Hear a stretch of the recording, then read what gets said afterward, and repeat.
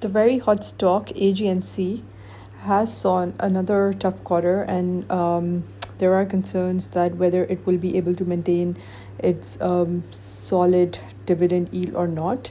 So the ongoing tariff situation, along with tensions between President Donald Trump and the Federal Reserve Chair Jerome Powell, continue to make for a difficult mortgage-backed security market in the second quarter. So while the mortgage real estate was able to navigate the market, the environment weighed on its results, with the stock yielding more than 15%. Let's see if better days could be ahead and whether the stock can maintain its dividend or not. AGNC is a M-REIT that primarily holds a portfolio of MBSs that are backed by government-sponsored agencies such as Fannie Mae and Freddie Mac. MBSs are residential mortgages that are bundled into bond-like securities, and since they are backed by government-sponsored agencies, they're generally regarded as being largely free from the risk of default. However, like other bonds, interest rates have an effect on MBS values, and their yields trade at a spread to US Treasury yields, which are considered the ultimate safe haven. A few years ago, M-REITs came under significant pressure due to the Fed raising rates and MBS spreads widening as the Fed led MBSs that it had acquired as part of the earlier quantitative easing roll off its balance sheet. So this also led to the highly publicized blow up of Silicon Valley Bank, which was heavily invested in MBSs at the time. Since then, with regulatory tightening, banks have shied away from owning longer duration assets like MBSs.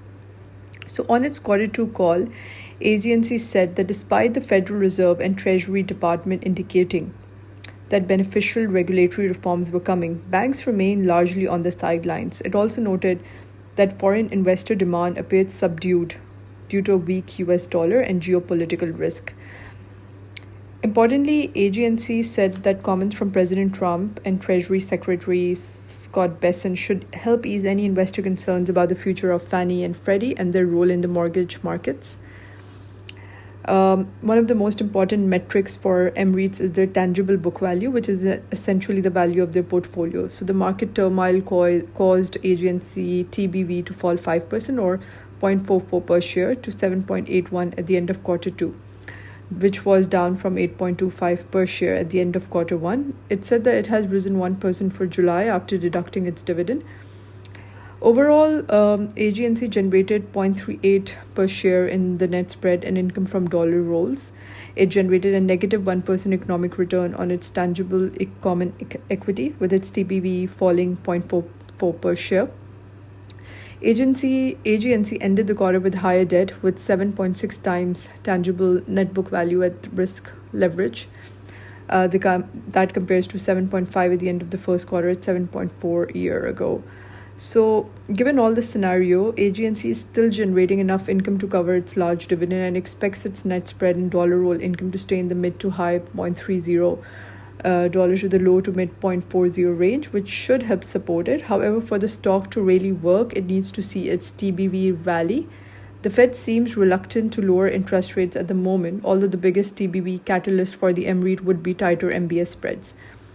Wide spreads can be beneficial to AGNC when it's putting money to work and investing in MBSs, as it can get higher returns. However, it needs the spreads to eventually narrow for the stock to benefit. AGNC said that a high percentage of its mortgage-backed securities is in specified pools with favorable prepayment attributes, so it is not likely to see a lot of refinancing with lower rates. As such, lower rates and spreads would be a big benefit for the stock. So whether you should buy or not, I believe it's still giving a solid dividend, and it's still reported a good result overall given their economic tension. It's definitely a buy.